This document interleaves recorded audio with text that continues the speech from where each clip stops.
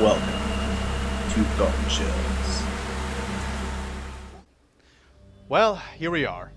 Our final two franchises of Bone Chills 2020. So, for our final werewolf movie franchise, The Howling. No questions asked. A classic in its own right. But here's the thing about the Howling series. It's 8 fucking movies. 8.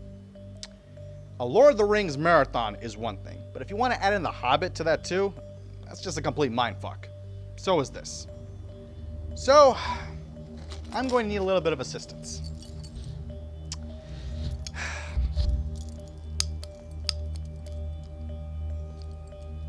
Come on. You're asleep for 13 years, you don't know how to open a fucking bottle? There we go. Alright. Cheers. Let's get started.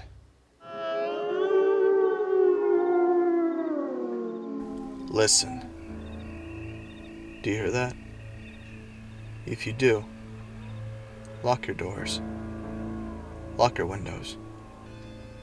Pray. And hope you'll live to see tomorrow. Because the last sound you hear just might be the howling.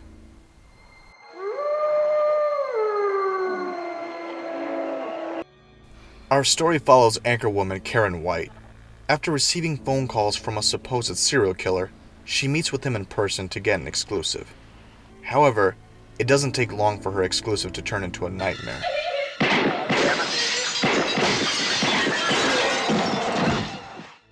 She's left traumatized after her encounter, and she only remembers bits and fragments from that frightful night. I don't know what happened in there. So she's sent to a therapeutic retreat called the Colony to help her piece together her memory and to move past her traumatic ordeal. However, at this retreat, not all is as it seems, and she can't shake the feeling that there's something out there in the woods. I always hear people praise An American Werewolf in London, but rarely I ever hear people talk about The Howling. I believe this one deserves just as much praise. Where An American Werewolf is seen as a horror comedy, The Howling is a horror mystery thriller. He didn't get up and walk out on his own. Dee Wallace is our star as Karen White, and she brings a sense of sympathy, dread, and confusion to the role. Somebody else's breathing is in there with me. It's Eddie. Throughout the film, she tries to remember what happened during her encounter with the serial killer. So as she tries to remember, we're kept in suspense to see her memory come together. The movie makes you feel like you're always being watched, seeing the never-ending dark forest paired together with a heavy fog, and topped off with the unnerving howling, give off a really creepy vibe that just can't be ignored. You know there's something out there in the dark, but do you want to take the risk and see what it is? Running at 90 minutes, the story moves at a fast pace. It never lingers on one scene for too long, so you're never bored. In fact, there are 2 storylines in the movie. The first being Karen and her husband Bill Neal's experience at the Colony.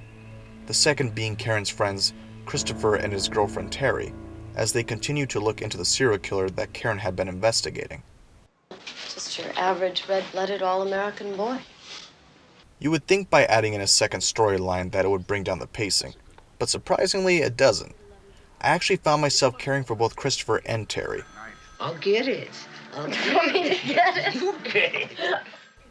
Both characters are likable and charismatic, and I was invested to see where their investigation would lead to next.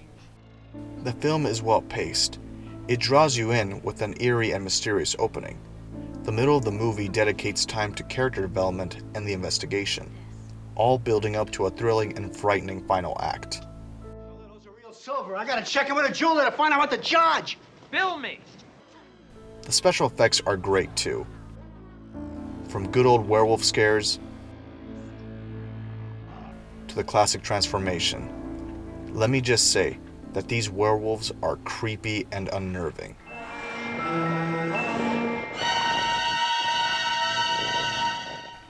They're used sparingly throughout the film, but when you do see them, it's some scary shit, with a great payoff.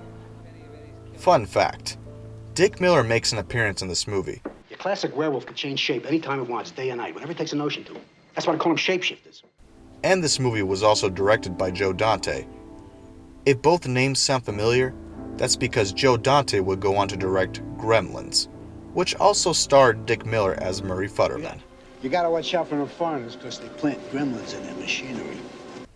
If you haven't seen this one, then go watch it. It's very rare for a horror movie to send chills down my spine, but this one did.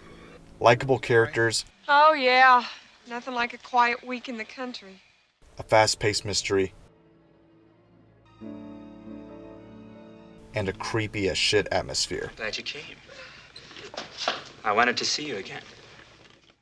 The Howling is a good old spooky time.